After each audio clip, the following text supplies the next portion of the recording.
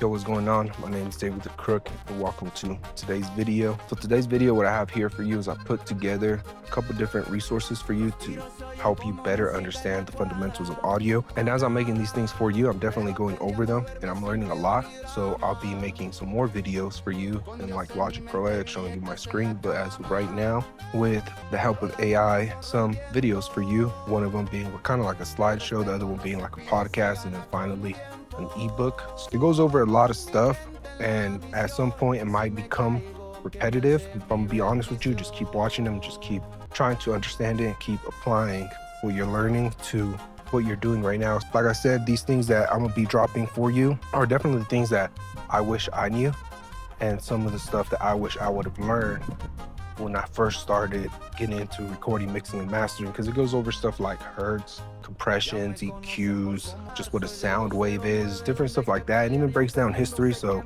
I don't know how much you're into when it comes to recording, mixing, and mastering music. I want to encourage you to watch them, even though it might get a little boring, because they're super educational. And that's kind of the reason why I wanted to make them for you, because as you guys may know, it's been about 2 years since I've really dropped anything within music. I'm slowly getting back to it now that I understand AI a little bit better, and I'm using the tools that I'm learning within AI and the other businesses that I'm doing. I'm applying it within the music stuff. So I definitely want to encourage you, if you're making music and you have other things going on, to keep going within the music.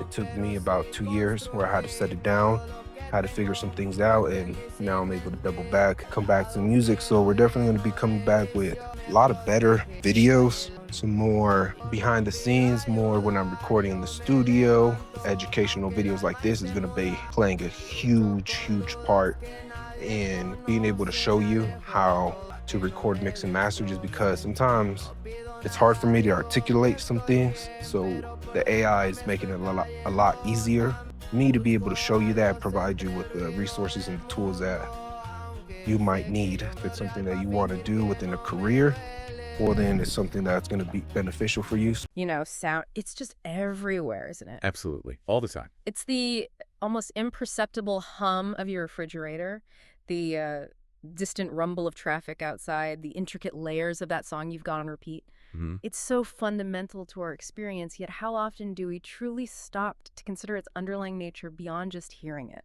We're often just, passive recipients. It's true. And the sonic world we inhabit is incredibly rich, far richer and more complex than most of us realize. Right.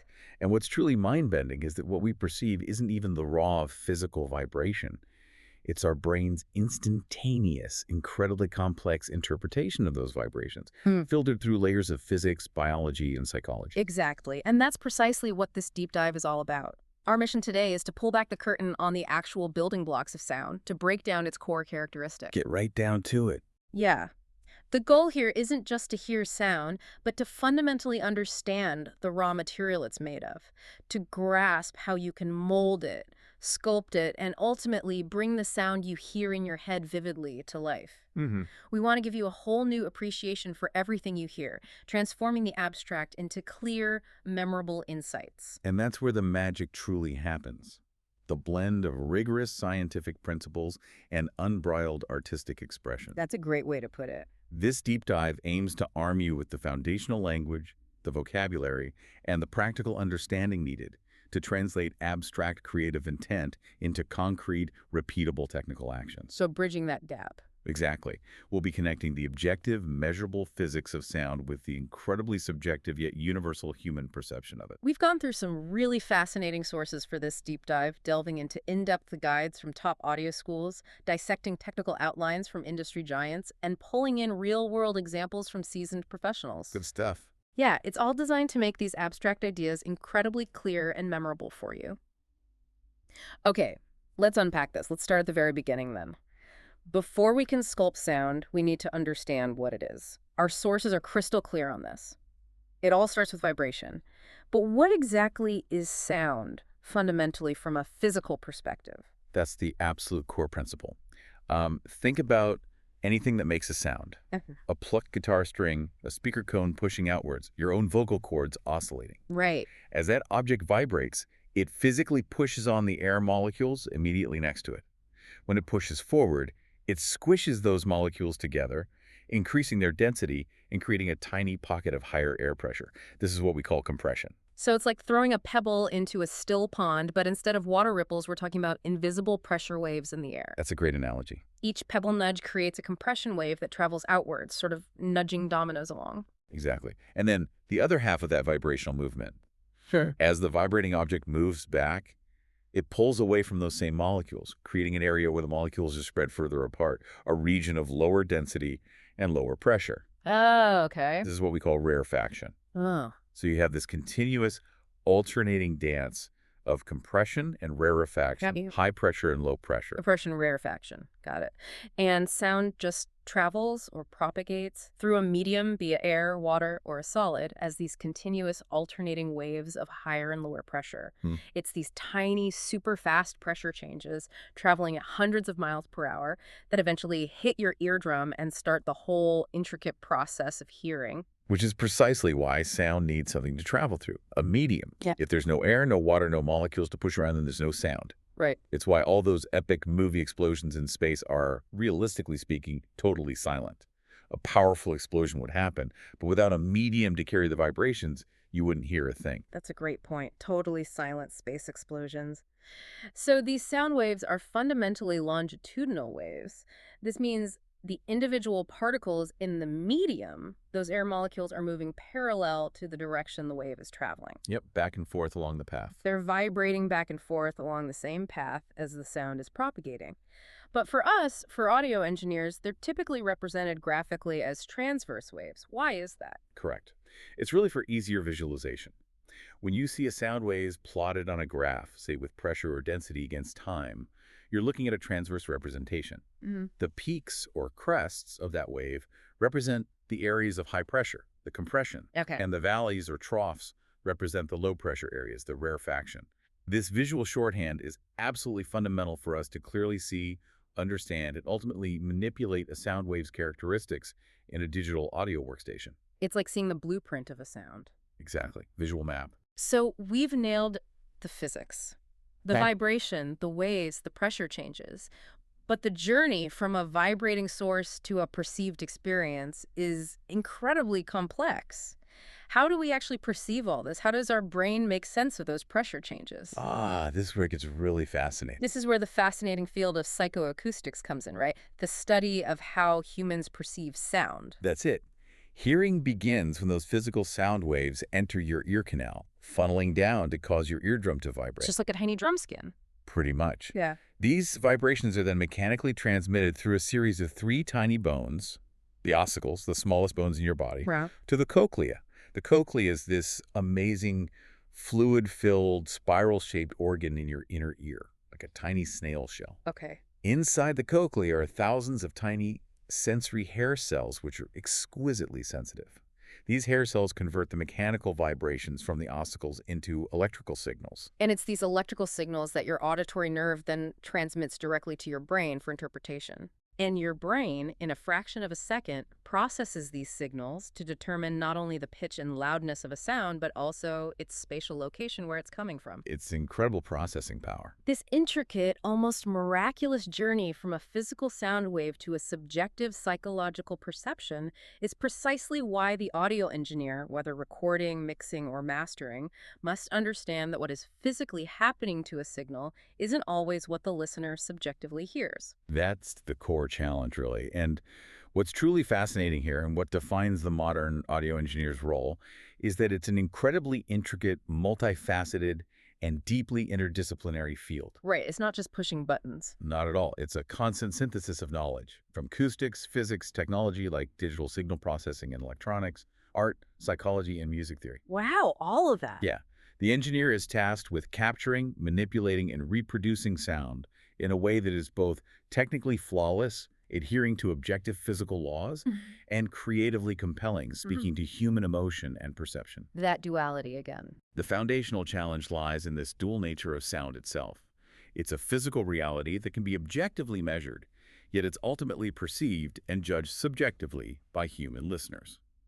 So the engineer truly acts as a bridge between these two worlds, between the measurable and the felt.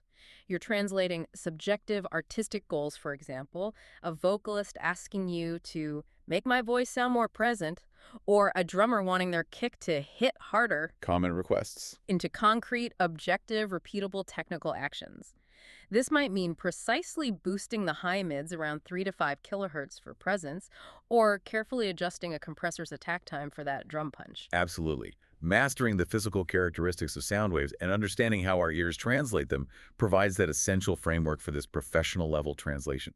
It's what empowers you to move from a vague artistic problem to a precise, solvable technical one. It's the difference between guessing and truly sculpting. Well said. And speaking of how we hear, our ears have some pretty wild, nonlinear quirks that engineers have to contend with. One of the most important concepts for anyone dealing with audio is the phenomenon of equal loudness contours, often called the Fletcher-Munson curves. Ah, yes, the famous curves.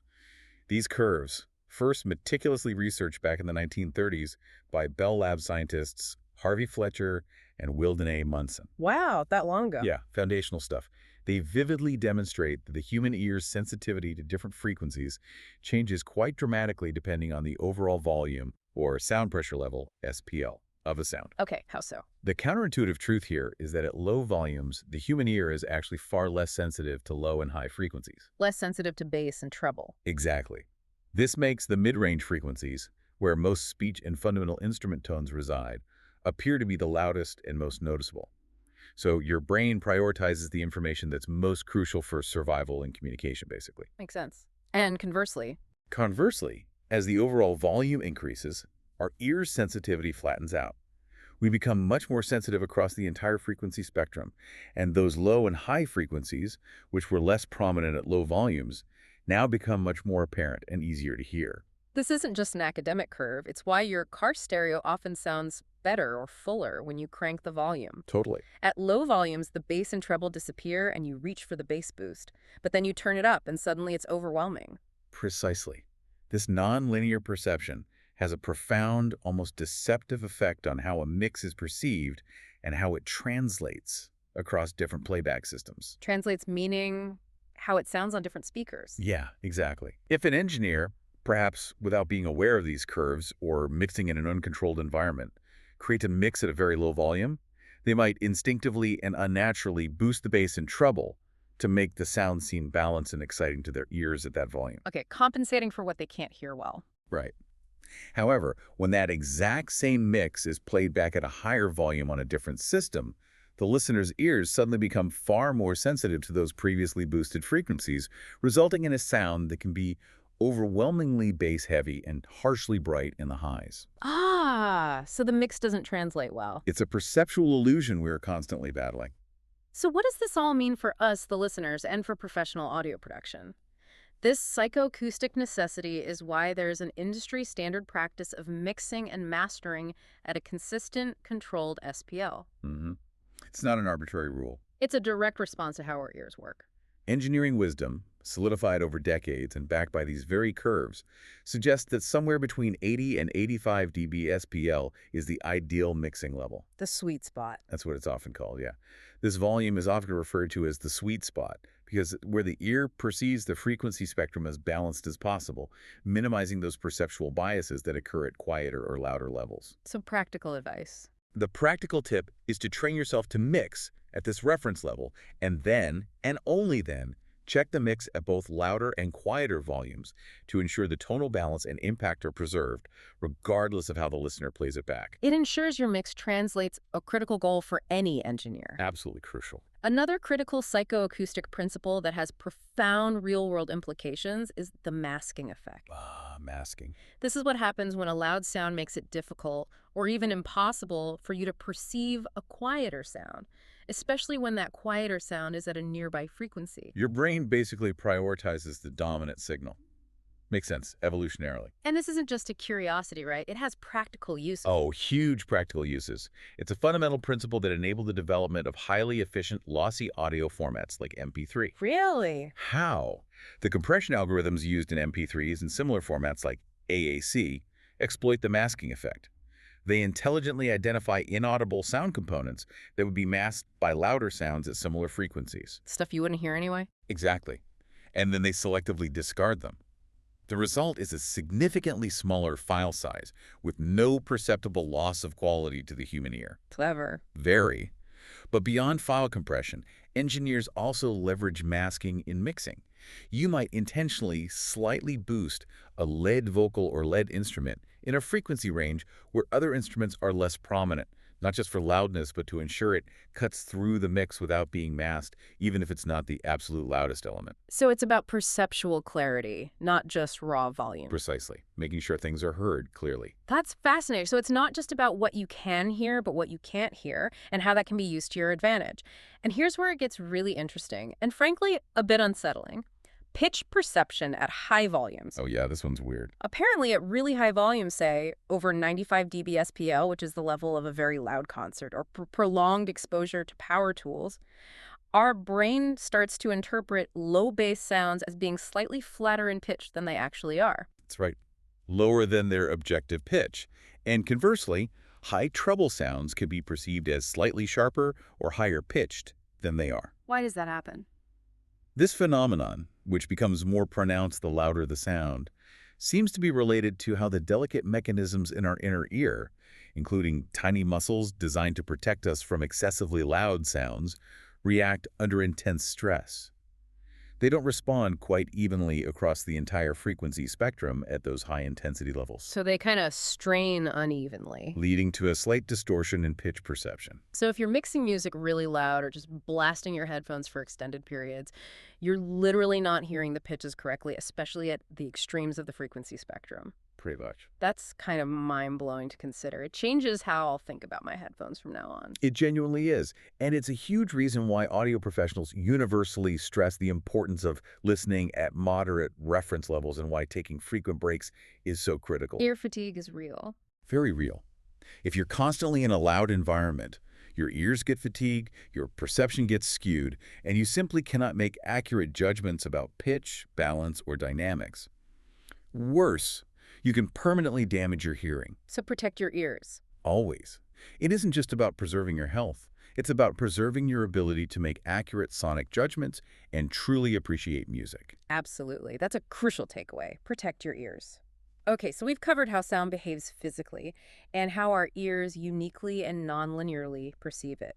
Now let's dive into the core characteristics themselves, the fundamental building blocks we use to sculpt sound. There are 7 essential ones we're going to deconstruct, starting with amplitude, the power and perception of loudness. Amplitude, probably the most basic one. It's the most fundamental characteristic of a sound wave, quite simply defined as the strength or intensity of the wave. How big the wave is. Yeah, visually, it's the height of the wave from its center line to its crest or trough, and it directly represents the magnitude of the pressure changes in the air. Higher amplitude means greater pressure changes, which directly correlates with our subjective perception of loudness. It's the sheer force of the sound. Exactly. And to measure that, we use the decibel, or dB.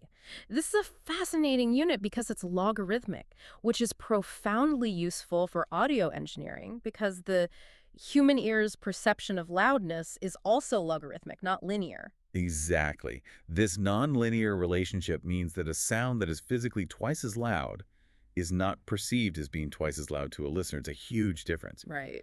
The decibel scale precisely aligns with this nonlinear perception. So consider this.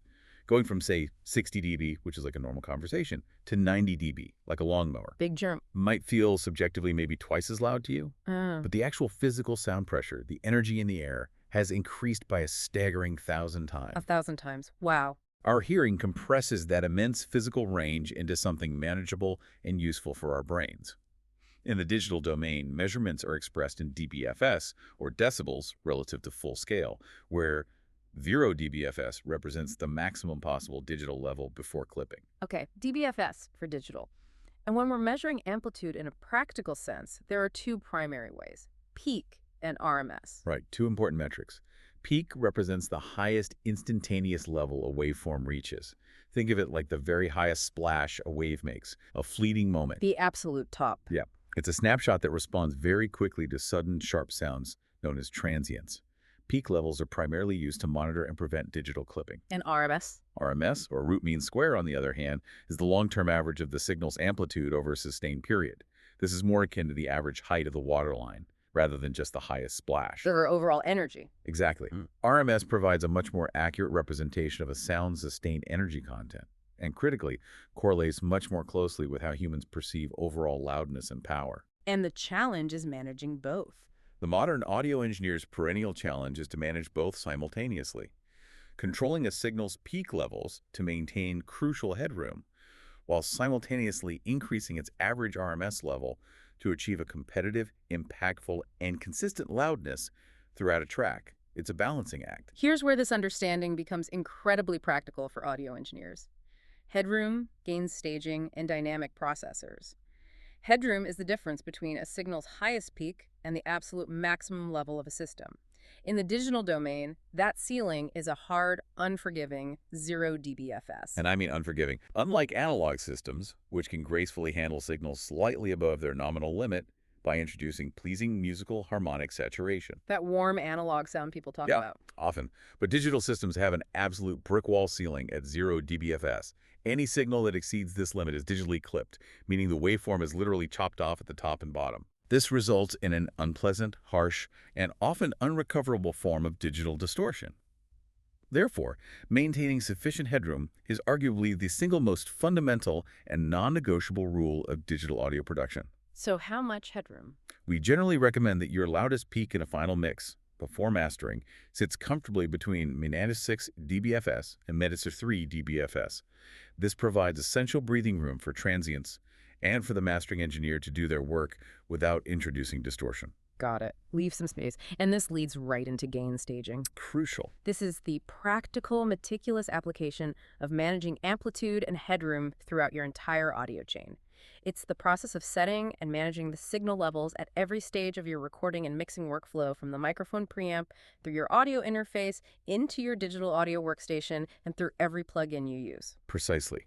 You're setting an optimal input level for each plugin or device, ensuring that an overly hot signal doesn't cause distortion within the plugin, even if your final track fader is turned down. So the distortion can happen inside the plugin itself? Absolutely. It's like carefully pouring liquid into a series of interconnected containers, making sure none overflow. By setting a healthy level for a track before it hits any processing, and then balancing the input and output levels of each subsequent plugin, an engineer ensures they are getting the best possible sound from their tools while preventing clipping and maintaining ample headroom for the entire signal path. It's a subtle art that dramatically impacts the clarity and impact of a mix. Huge impact. Then there are dynamic processors, tools specifically designed to manipulate a signal's amplitude and shape its overall feel. Compressors are the most common and arguably the most powerful tool for this, specifically for reducing a signal's dynamic range. Compressors work by attenuating or turning down signals that exceed a certain set threshold. By effectively lowering the peaks, they then allow the engineer to safely raise the overall average, or RMS, level of a track, making it sound consistently louder, more present, and more uniform. Think of it not just as squashing, but as using your hands to smooth and shape the clay of a sound, making it denser and more pliable. That's a nice way to think about it. They can make drums sound punchier, vocals more consistent, and entire mixes more glued together. Key parameters like ratio, how much the signal is reduced once it crosses the threshold, attack, how quickly the compressor kicks in, and release, how quickly it disengages, offer incredible control over the sound's rhythmic character. And limiters, they're like super compressors. Essentially, yeah, a more extreme form of compression acting as a brick wall to prevent any signal from ever exceeding a set output ceiling, usually 0 dBFS or just below. They're often the final tool used in mastering to push a mix to its absolute maximum perceived loudness for commercial release while strictly preventing digital clipping. Maximum loudness, minimum clipping. That's the goal. They're designed for maximum transparency at very high ratios. And then you have gates and expanders, which do the opposite. Right, they perform the opposite function to compressors. They increase a signal's dynamic range. They do this by attenuating sounds that fall below a set threshold. So they make quiet parts quieter. Exactly.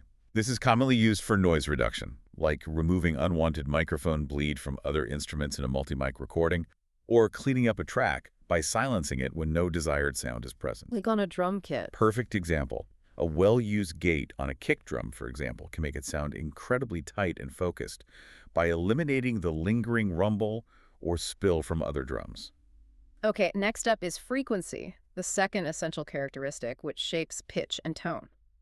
Frequency is simply the number of cycles a sound wave completes per second, measured in hertz or hertz. Cycles per second, yeah. From a perceptual standpoint, frequency directly determines the pitch of a sound. Higher frequency equals higher perceived pitch, and lower frequency means a lower pitch. It's the difference between a high-pitched piccolo and a rumbling tuba. Pretty straightforward concept, mostly. And the range of human hearing is huge here. Remarkably vast, yeah. Extending from roughly 20 hertz, which is a super low, almost felt rumble. Like earthquake movie sounds. Kinda. Yeah. Up to 20,000 hertz, or 20 kilohertz, which is a very high, almost piercing hiss or squeak. Audio engineers often divide this vast spectrum into general ranges because each range contributes distinct sonic qualities to a mix. Okay, break it down for us. You have the low-bass frequencies, typically from 2200 hertz. These provide the fundamental power, fullness, and weight of necks. The foundation. Right. Frequencies below about 80 hertz, often called subs, are more felt than explicitly heard, and they're largely omnidirectional, meaning they spread out in all directions rather than being easily localized. Think of the chest-thumping impact of a kick drum or the deep growl of a bass guitar. Then you have the mid-range, generally from 200 hertz to 5 kilohertz. The critical zone. This is the most critical range because human hearing is most sensitive and directional here. It contains the core tonal information and body of most musical instruments, and crucially, the human voice. So intelligibility lives here. Very much so. This range is often broken down further into low mids, mid mids, and high mids, as it's dense with crucial musical information that defines clarity and presence. And finally, the high treble frequencies, from 5 kilohertz to 20 kilohertz. Yep, the top end. This range provides a sense of brightness, clarity, detail, and air or sparkle to a mix. These frequencies have much shorter wavelengths and carry weaker energy, making them more directional and susceptible to absorption by surfaces. They're what gives cymbals their shimmer and vocals their crispness. Exactly. What's truly fascinating here, and essential for an engineer, is the causal link between subjective descriptors and objective frequencies. When a musician or client uses subjective terms like muddiness, warmth, punch, or harshness, these can feel ambiguous. Totally. Make it sound more blue. Right. But a skilled engineer immediately translates these into concrete EQ manipulations by identifying the specific frequency ranges associated with those perceptual qualities. That's the key skill. For example, muddiness is an incredibly common perceptual problem, almost universally attributed to an overabundance of sound energy in the low-mid frequency range, typically between 200 and 500 hertz. The muddy zone? The solution is often to use an EQ to cut the mud in this specific range, creating more clarity. Similarly, warmth is often achieved with a gentle, broad boost in the low mids, say 250-500 hertz, adding richness without becoming boomy. And presence. Presence and clarity in vocals or lid instruments are typically found by carefully boosting in the high mids, around 2.5, 4.5 kilohertz, which is where the human ear is most sensitive to detail. It's truly like a sonic landscape. Picture a grand piano stretched across a vast horizon. Nice analogy. The bass frequencies are the solid ground under your feet, the foundation of the world. The mid-range frequencies are the faces and voices in a bustling crowd, the heart of human communication and musical expression. And the high frequencies are the distant shimmer of city lights at night, providing sparkle and definition. When you use an equalizer EQ, you're not just turning knobs. You're choosing which of those lights stay on, which parts of the landscape you want to emphasize or recede. That's a great way to visualize it. You can even use an EQ cheat sheet as a starting point, for instance, knowing that if your kick drum lacks impact, a small cut around 400 hertz might remove boxiness, while a boost around 4 kilohertz can give it that satisfying click. Or if a vocal sounds thin. Maybe boosting a bit at 200 hertz for body and cutting harshness around 3 kilohertz before boosting air way up top, maybe 10 kilohertz or higher. It's all about targeted adjustments. So we've talked about loudness, amplitude, and pitch frequency. But why does a C note played on a piano sound totally different from a C note played on a guitar, even if they're at the exact same pitch and volume? Ah, the magic question. They both play C, but they have completely different characters. The answer, as our sources deeply explore, is timbre. Timbre. This is the unique tone quality, or tone color, of a sound, its distinctive sonic fingerprint. Fingerprint, I like that. It's what allows us to distinguish between different instruments or voices, even when they're playing the same note at the same loudness. Most sounds we hear, from a musical instrument to a human voice, are not simple, pure sine waves like a tuning fork. Not just one frequency. No, they're incredibly complex waveforms. The lowest frequency in this complex wave is called the fundamental frequency. and it determines the basic pitch of the sound we perceive. Okay, the main note. But then our ear also hears a bunch of other, usually quieter waves sounding simultaneously on top of that fundamental. These are broadly called partials. Partial. And within that group is a crucial distinction. Harmonics are partials that are exact integer multiples of the fundamental frequency. So mathematical multiples. Exactly. If the fundamental is 100 hertz, the second harmonic is 200 hertz, the third is 300 hertz, the fourth is 400 hertz, and so on. They exist in a mathematically precise relationship with the fundamental. And overtones. Overtones, on the other hand, are any partials that are higher in frequency than the fundamental, whether or not they are an exact integer multiple. So while all harmonics are overtones, not all overtones are harmonics. Subtly different. Some instruments, particularly percussive ones like bells or drums, produce inharmonic overtones, which contributes to their unique, less defined pitch. The specific recipe of all these harmonics and overtones, their individual amplitudes, their presence or absence, and how they evolve over time is precisely what gives an instrument its unique character. The secret sauce. It's what transforms a simple hum into the rich, complex voice of a guitar, a flute, or a human voice. Timbre is truly the fingerprint of a sound source. It's how a violin says I distinctly differently than a flute when they both play the same note. In audio engineering, manipulating timbre is both a science and a profound art form. Equalization, EQ, is the primary tool for shaping a sound's timbre. Absolutely fundamental. By strategically boosting or cutting specific frequency bands, an engineer is directly controlling the relative volume of the harmonics and overtones that make up a sound. This allows for incredibly detailed sonic sculpting. For example, a narrow cut on a specific harmonic can reduce a harsh, resonant frequency that makes a vocal sound nasal or boxy. Getting rid of the bad stuff. Right. Conversely, a gentle, broad boost in the high frequencies, say above 10 kilohertz, can add air and brilliance to a vocal or acoustic guitar without making it sound unnatural or piercing. You're literally rebalancing the internal components of a sound. Furthermore, creative processors like saturation and distortion can fundamentally and dramatically alter a sound's timbre by adding new harmonics to the signal that weren't there before. That's a key distinction. EQ shapes what's there. Saturation adds new stuff. Subtle, pleasing harmonic distortion, often introduced by analog-modeled compressors, tube preamps, or tape emulation plugins. That analog warmth again? Can make a sound feel smoother, thicker, or warmer by gently emphasizing even harmonics, 2x, 4x, 6x, the fundamental. This often sounds natural and musical to our ears. And aggressive distortion. More aggressive distortion effects, however, intentionally add new, often odd harmonics, 3x, 5x, 7x, the fundamental, which can create entirely new, often aggressive, edgy, or gritty timbres. Think of the difference between a slightly overdriven blues guitar and a screaming heavy metal guitar. Both use distortion, but the type of harmonic addition changes the entire character. Next, we have the envelope, which describes how a sound's volume changes over time, profoundly shaping its rhythmic character and perceived feel. How a sound behaves from start to finish. Our sources describe this universally using the ADSR model: attack, decay, sustain, and release. These are the 4 distinct phases describing a sound's shape from its inception to its silence. Attack is the initial rise in volume from silence to the sound's maximum peak. Think of a snare drum. A fast attack creates a sharp, immediate transient at initial thwack. Instant impact. Conversely, a slow attack creates a soft, gradual swell, like a synth pad or the beginning of a bowed string instrument. Decay is the subsequent drop in volume from that initial peak to the sustain level. Okay. Sustain is the main body of the sound, where the volume remains relatively constant as long as the sound source is active, like holding down a key on a piano. The main part you hear. And release is the final fade out of the sound from the sustain level back to silence, after the note is no longer held or the sound source ceases its activity. The envelope isn't just about loudness, it's the gesture of a sound. It's the handshake, the conversation, and the final goodbye.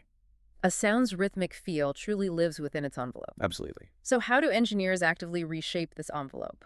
Once again, dynamic processors like compressors are absolutely key, specifically their attack and release controls. Huge control here. These parameters directly alter a sound's rhythmic feel and its perceived punch or smoothness.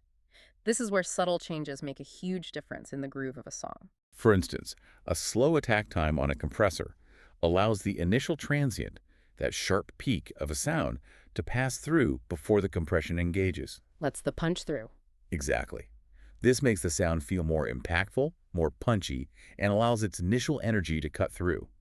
This is a very common technique for drums, especially kicks and snares, where the initial impact is a crucial rhythmic element. And a fast attack. Conversely, a fast attack time will clamp down immediately on that initial transient, making the sound feel less aggressive, almost softened, and allowing the body and sustain of the sound to become more prominent. It can make a vocal feel more intimate or a bass guitar more consistent. So you control the hit versus the body. Pretty much. Similarly, the compressor's release time is incredibly powerful. A long release time allows a sound to ring out naturally, potentially creating a fuller, more sustained sound.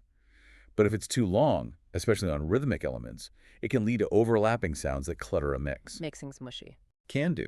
A faster release time, on the other hand, will cause the compression to disengage quickly, making the sound's tail shorter and giving it a tighter or snappier feel, which is excellent for rhythmic precision. And gates and expanders, while often used for noise reduction, are also powerful envelope sculptors. Definitely. A gate on a snare mic, for example, can be precisely set to open only when the snare is hit and then close immediately after the sound drops below a specific threshold.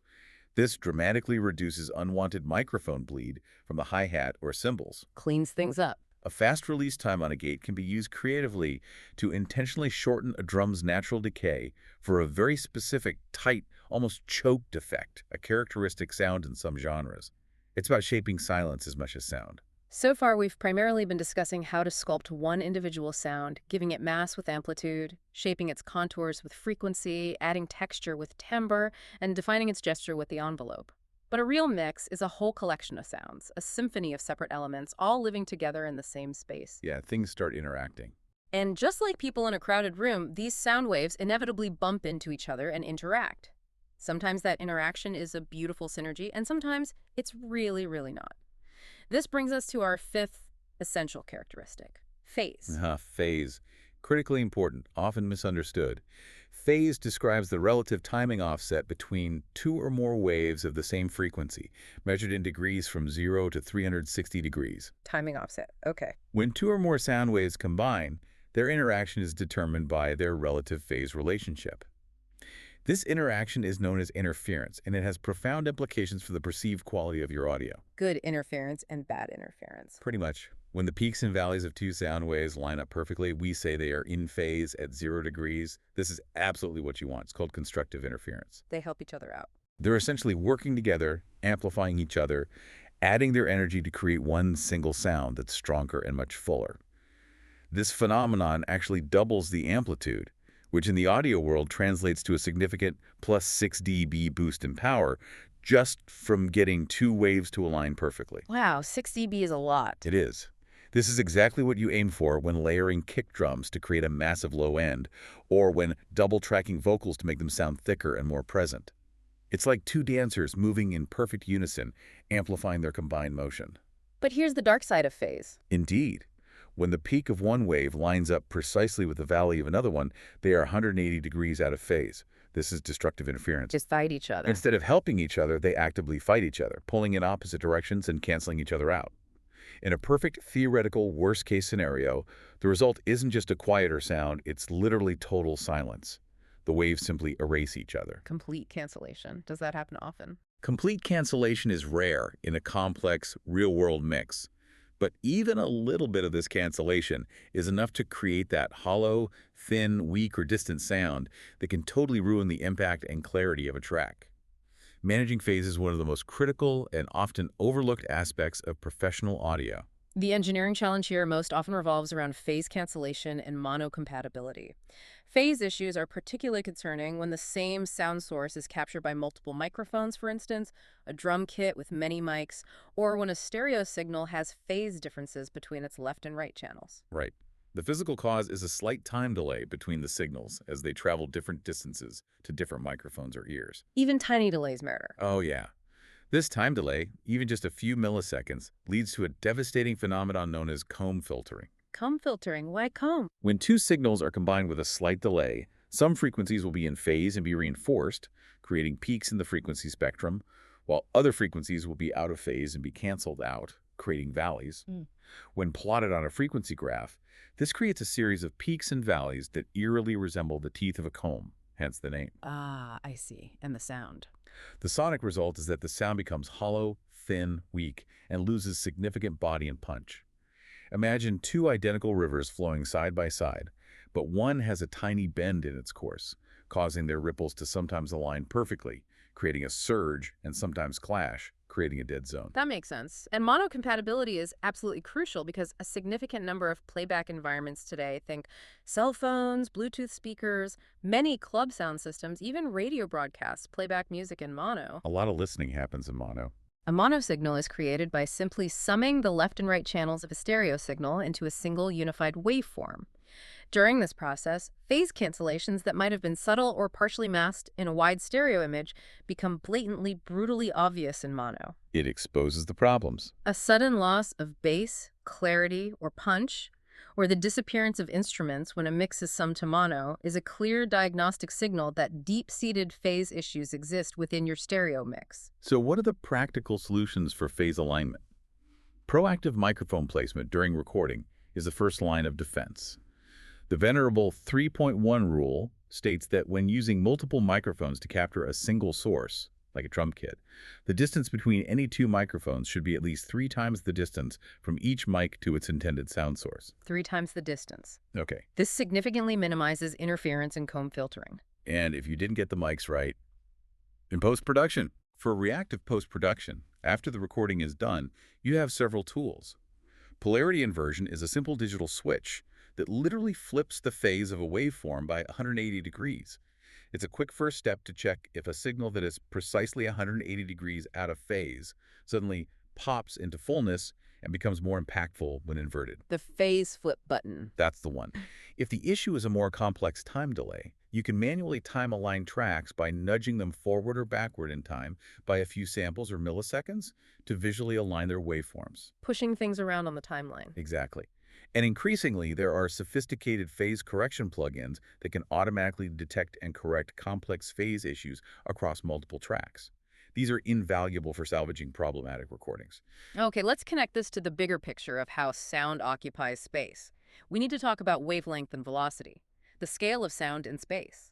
The speed of a sound wave, its velocity, often denoted as c, is the rate at which it propagates through a medium. How fast it travels. Right. In air, at a standard temperature of 68 degrees F, 20 degrees C, this speed is approximately 1,130 feet per second, or 343 meters per second. This velocity is pretty constant in a given medium and primarily influenced by factors like temperature, humidity, and the density of the medium. And wavelength, represented by the Greek letter lambda, is the physical size of a sound wave, quite literally. The distance between two consecutive points that are in the same phase on a wave, like from one crest to the next. The physical length of one cycle. Wavelength has an inverse relationship with frequency. So lower frequencies have much longer wavelengths, and higher frequencies have significantly shorter wavelengths. Massively different scales. Oh. For example, a super low frequency sound at 20 hertz has an enormous wavelength of approximately 17 meters. That's like half the length of a bowling alley. Whoa, that's huge. While a high-frequency sound at 20 kilohertz has a tiny wavelength of approximately 17 millimeters, about the size of a fingernail. To put it visually, bass is an immense ocean swell, rolling in slowly and powerfully. Treble is tiny, rapid raindrops on a window, each barely leaving a ripple. Nice image. This fundamental relationship between frequency and wavelength is a cornerstone principle of room acoustics and intelligent microphone placement.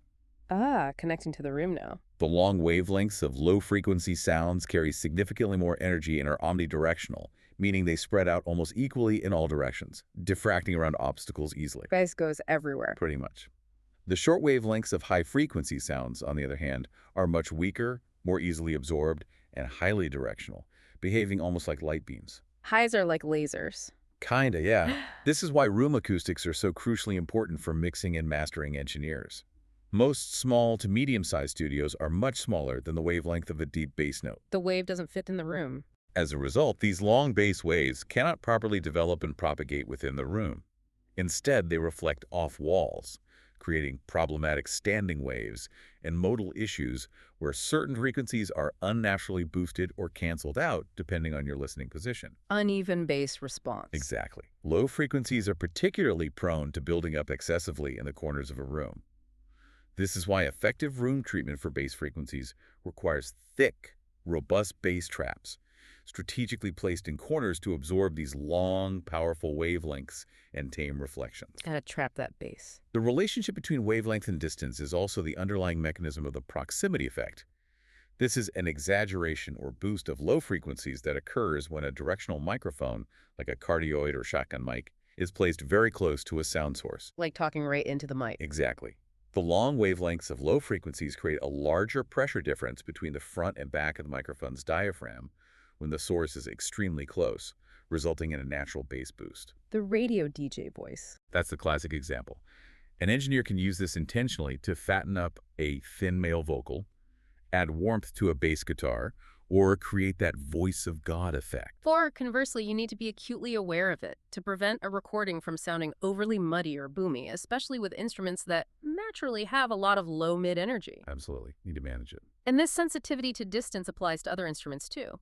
For example, when miking a guitar cabinet, even small mic shifts, sometimes just a few millimeters, can radically change the tonal balance, especially for the high frequencies. Due to their very short wavelengths interacting differently with the speaker cone and grill, it's truly a millimeter game with high frequencies. Finally, we arrive at our seventh essential characteristic: spatial perception, building sonic worlds. This is our incredible innate ability to perceive not just the existence of sounds, but their distance from us, their horizontal location left, right, or center, and even their vertical location above or below. It's how we construct a mental map of our sonic environment. Just amazing. It really is. And our ears and brains somehow figure all that out incredibly quickly and unconsciously. We know that interaural time differences, the sound hitting one ear slightly before the other, are a key part, especially for telling left from right. Yep, the ITDQ. And interaural level differences, where a sound is louder in the ear closer to the source, also play a significant role. The ILDQ. Yeah. Louder in one ear. But our sources highlight something else that's absolutely critical, especially for figuring out whether a sound is coming from directly in front, directly behind, or from above or below. Interaural spectral differences. Ah, the spectral cues. These are subtle but profoundly crucial differences in the frequency content, the timbre, that reaches each ear. How does that work? As a sound wraps around your head or interacts with your outer ear, its frequency balance changes slightly depending on the angle of arrival. These spectral cues become really important where time and level differences might be ambiguous, like for sounds directly in front or behind you, or sounds directly overhead or below. So the color of the sound changes slightly depending on where it comes from. Precisely. And the physical shape of our outer ear, the pinna, plays a huge, often underestimated role in this, doesn't it? It looks so complicated, like a natural sculpture, all those folds and curves. It's not just for decoration. The pinna, that entire outer ear structure, is incredibly important. It acts not only like a funnel gathering sound and directing it into the ear canal, but its complex ridges and folds do something truly amazing. They act as highly sophisticated natural filters. Built-in EQ. Kind of. As sound waves bounce off those curves and convolutions before entering the ear canal, certain frequencies get subtly boosted or cut, depending on the specific angle the sound arrived from. Your brain, over years of experience, learns to interpret these unique spectral fingerprints caused by the pinna's filtering to pinpoint a sound's origin with remarkable precision. It's like built-in personalized acoustic processing. That is genuinely incredible. Our ears are doing constant real-time spectral analysis without us even knowing it. Pretty amazing hardware we've got. But, okay, it's not just the direct sound from the source that tells us about space, right? The echoes, the reflections, must be absolutely huge for spatial perception. Absolutely monumental. How we perceive the environment itself, the size of the room, whether it's echoey and lively or dead and absorptive, relies heavily on the intricate relationship between the direct sound, which is the sound straight from the source, and the reflected sound, which comprises all the echoes bouncing off surfaces in the environment. Direct versus reflected. Our brains use several nuanced cues from those reflections to build our internal sonic model of space. Like what kind of cues? First, there's the time difference between when the direct sound hits your ear and when the very first reflection arrives, that initial gap, often referred to as pre-delay in reverb effects. That tells your brain about the immediate proximity of a nearby wall. How far away the closest surface is. Exactly. Then there's the spacing in time of the subsequent early reflections. Are they arriving incredibly close together, suggesting a small, dense space? Or are they more spread out, indicating a larger room? The timing of the echoes tells you the room size. Also crucial are the amplitude differences. How loud are these reflections compared to the direct sound? How quickly do they die away? And perhaps most subtly but critically, timbre differences. The sound of the reflections Yeah. themselves. As sound bounces off surfaces, especially softer or more absorptive ones, it tends to lose high-frequency energy more quickly than low frequencies. So reflections often sound warmer, duller, or less bright than the direct sound. Like an echo sounds muffled compared to the shout. Exactly. Your brain processes all these keys time gaps, spacing, loudness, decay, and timbre changes to build a mental model of the specific acoustic characteristics of the space you're in.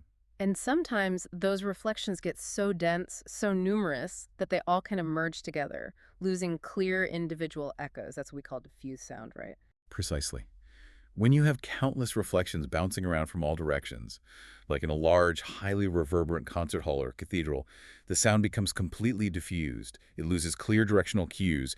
It just seems to surround you, creating a dense, lingering wash of sound. That's a reverberation. That's what we typically call reverberation, and is what gives a space its sense of grandeur and openness. And all of this direct sound, reflections, diffusion, and our brain's interpretation of them contributes to what mixers and producers refer to as the soundstage. The perceived soundstage is that compelling, immersive sense of space you get when listening to well-produced music or even a live performance.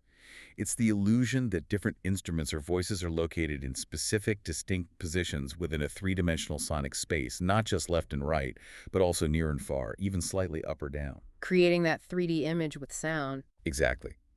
Engineers skillfully manipulate these very characteristics we've discussed, using panning to place sounds horizontally, applying reverb and delay to simulate distance and room reflections, and using EQ to carve out space for each element. By skillfully controlling these fundamental wave properties, they construct incredibly immersive, realistic, and emotionally impactful sonic worlds for you, the listener. It's the ultimate act of sculpting sound. That's what it all comes down to. Wow, what a journey we've taken. From the tiny vibrations that start it all, through the 7 essential characteristics that define every sound, and into the incredible ways our ears perceive and interpret them. Covered a lot of ground. It really does change how you listen, doesn't it? Suddenly you start noticing these incredibly subtle details in music and even in everyday sounds. Absolutely. Understanding these physical characteristics of sound and how our brain interprets them isn't just academic. It genuinely deepens your appreciation for music production, for the science of acoustics, and even just for how you experience the world day to day. Yeah, you start hearing differently. You start hearing how sounds are constructed, how a mix creates its sense of space, or why certain sounds feel more impactful than others. It's what allows a professional engineer to move fluidly from a subjective directive like make vocals sound more present to objective, repeatable results, such as boosting high mids around 3 to 5 kilohertz. The art and the science. It's the constant interplay between what you hear and what you measure. Hashtag TACTASH 3.1, the interdisciplinary world of audio engineering revisited. Let's reiterate that core idea because it's so foundational. Audio engineering is this constant, fascinating interplay between subjective hearing and objective measurement. Can't stress that enough. You can't have one without the other if you want to achieve professional results. Precisely. The ability to critically listen and identify sonic problems by ear to truly hear muddiness or harshness is paramount. But without the objective framework of frequency analysis, decibel measurements, and understanding phase relationships, you're guessing. Flying blind, sonically. Yeah. The scientific understanding provides the precise map to navigate the sonic landscape your ears perceive. It's this marriage that allows for consistent, high-quality output, pushing the boundaries of what's possible in sound. This applies directly to the digital domain as well, which is how most modern audio is captured, manipulated, and stored. It's the miraculous process of how analog sound becomes digital bits. Analog to digital conversion, ADC. The conversion of a continuous analog sound signal into a discrete digital one relies on 2 fundamental parameters that directly impact sound quality: sampling rate and bit depth. 2 crucial numbers. Sampling rate is simply the number of times per second that an analog signal's amplitude is measured, or sampled, to create a digital representation. It's measured in hertz and directly determines the maximum frequency range that can be accurately captured. How often you take a snapshot? Pretty much. According to the Nyquist theorem, a sample rate must be at least twice the highest frequency present in the analog signal to prevent an undesirable form of distortion known as aliasing. Aliasing, that sounds bad. It is, where higher frequencies get misrepresented as lower ones. For most music production, 44.1 kilohertz, 44,100 samples per second, is sufficient, as it can accurately capture frequencies up to 22.05 kilohertz, which is beyond the typical human hearing range. So CD quality is generally enough for frequency range. For the audible range, yes. While higher rates like 96 kilohertz or 192 kilohertz are often used, they come with trade-offs like significantly larger file sizes and increased CPU usage without necessarily improving the representation of audible sound for the end listener. Often the benefits are more theoretical or related to specific processing applications. Okay, so sampling rate is frequency range. What about bit depth? Bit depth is the number of amplitude values available for each individual sample taken by the sampling rate. It directly determines the resolution of the digital signal. How finely you measure the loudness at each snapshot. Exactly. And perhaps even more critically, the recording's potential dynamic range and its inherent noise floor. Dynamic range and noise. Okay. A higher bit depth provides a far greater number of possible amplitude steps, resulting in a much more accurate and detailed representation of the signal's loudness at any given moment, and crucially, a significantly lower noise floor. More steps means less noise. Basically, yeah. Yeah. For example, a 16-bit system has a resolution of about 65,000 possible amplitude values, which yields a theoretical dynamic range of 96 dBs. In contrast, a 24-bit system provides over 16 million possible amplitude values, Whoa, huge difference. offering a staggering 144 dBit of theoretical dynamic range. This means that for genuinely improving the audio quality of audible sound, bit depth is often a more critical factor than an excessively high sample rate, as it provides that greater dynamic range, a smoother, more accurate representation of the signal's amplitude, and much more room to work with without hitting the noise floor. So 24-bit is generally better than 16-bit for recording and mixing. For professional work, absolutely. It gives you much more flexibility. And we absolutely have to re-emphasize headroom in the digital age. Unlike the analog world, where signals can be pushed past nominal limits to create that pleasing saturation we mentioned earlier. That forgiving nature of analog. The digital domain has an unforgiving, absolute hard ceiling at 0 dBFS. Any signal that exceeds this limit is instantly clipped, resulting in an irreversible and distinctly unpleasant form of distortion, that harsh, jagged, unmusical sound. Digital clipping sounds bad, period. For this reason, maintaining sufficient headroom is, as we stressed, the most fundamental rule of digital production. It provides the breathing room for your dynamic sounds, prevents that dreaded clipping, and is absolutely essential for a mastering engineer to perform their delicate work without introducing distortion to an already clipped signal. Can't master a clipped file properly. So that general rule again. As a general rule for your final stereo mix, before it goes to mastering, its loudest peak should sit comfortably between -6 dBFS and -3 dBFS. This provides ample space for the mastering engineer to apply their compression, EQ, and limiting to bring the track up to competitive commercial loudness without ever pushing it into digital clipping. It's the sonic safety net. All of these principles integrate into the modern engineer's sophisticated workflow. Signal flow refers to the exact path an audio signal takes from its source, say, a microphone, all the way through your equipment, plugins, and ultimately to its output. The journey of the sound. And gain staging is the proactive and crucial process of meticulously managing signal levels at each stage of this flow to prevent clipping, minimize noise, and optimize the signal-to-noise ratio. It's like ensuring every step of a complex journey is taken with precision. The overarching goal of proper gain staging is to ensure that a signal is consistently at an optimal level for each processor in the chain. A common rookie mistake is to send a signal that is too hot or too loud into a plugin's input. Hitting the plugin too hard. Right. Even if the track fader is turned down later, that initial hot signal can overload the plugin itself, causing it to distort internally, resulting in a harsh, degraded sound. Internal plugin clipping. Didn't think about that. Happens all the time. By setting a healthy, consistent level for a track before it hits any processing, and then carefully balancing the input and output levels of each subsequent plugin, an engineer ensures they're getting the best possible sound from their tools while preventing clipping and maintaining ample headroom throughout the entire signal path. This meticulous approach separates amateur from professional mixes. It really does make a difference. And this all combines with the crucial art of critical listening and objective measurement. while ear training, focused practice, and years of experience are paramount for developing the ability to critically listen and identify nuanced sonic problems. You gotta trust your ears. Objective measurement tools are equally important for making precise, repeatable, and verifiable decisions. It's the ultimate feedback loop. Use your ears and your eyes, essentially. For example, an engineer might subjectively hear a hollow or thin quality in a mix. This is a crucial subjective observation born from experience. The ear detects the problem. But then, an objective measurement tool, like a correlation meter, can provide visual confirmation of the problem by showing a negative correlation between left and right channels, which is a clear, undeniable indicator of phase issues.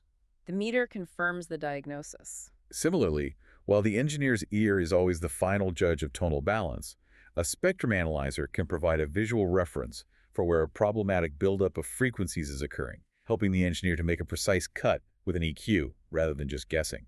It allows for surgical precision. The mono check is a particularly powerful example of this interplay between subjective hearing and objective diagnosis. Oh yeah, the humble mono button, so useful. By simply summing a stereo mix to mono, usually with the click of a button in your software, the engineer can use their ears to instantly diagnose problems that are physical in nature, like significant phase cancellation, but which may not have been immediately or fully audible when listening in wide stereo. What sounds okay in stereo might fall apart in mono. If elements disappear or lose punch in mono, you know you have a fundamental problem that needs fixing. This constant iterative process of moving from subjective perception to objective measurement and back again is truly at the heart of an effective, modern audio engineering workflow. Listen, measure, adjust, listen again. That's the cycle. Understanding these characteristics, internalizing them, it's not just academic. It genuinely and profoundly deepens your appreciation for music production, for the intricacies of acoustics, and even just for how you experience the world day to day. You really do start hearing how sounds are constructed. Exactly. How a mix creates its sense of space, or why certain sounds feel more impactful than others. It gives you a whole new way to listen. Hashtag outro. So we've gone on quite the journey today, haven't we? We've traced sound from its very basic physical origins in vibrations and pressure changes through the incredible nonlinear ways our human ears perceive loudness, pitch, and spatial location. From physics to perception. We've then deconstructed the 7 core characteristics: amplitude, frequency, timbre, envelope, phase, wavelength, and spatial perception, and shown how expert engineers meticulously manipulate these elements. The building blocks. We've even looked under the hood at the digital domain and how the art of critical listening combines with objective measurement to sculpt truly impactful sonic experiences. We've uncovered how our nonlinear hearing dictates the necessity of reference listening levels, how peak and RMS measurements drive mixing decisions, and how room dimensions directly impact the very base frequencies that give a mix its foundation. We've seen how the complex interplay of harmonics defines the unique timbre of every sound, and how the envelope shapes its rhythmic feel, all leading to the incredibly integrated workflow of a modern audio engineer. You now have the language to describe and the framework to understand the sonic world around you. So here's a thought to leave you with, something for you to mull over next time you truly listen. If sound, as we perceive it, is essentially our brain's instantaneous, incredibly complex interpretation of these physical vibrations and pressure changes, if it's, in a very real sense, a constructed reality based on these fundamental wave characteristics, then what kind of new realities, what unprecedented sonic experiences could we possibly create if we truly mastered manipulating these fundamentals? What becomes possible when you can sculpt sound at that foundational, almost subatomic level, bending the very fabric of perceived reality? something to think about next time you really listen.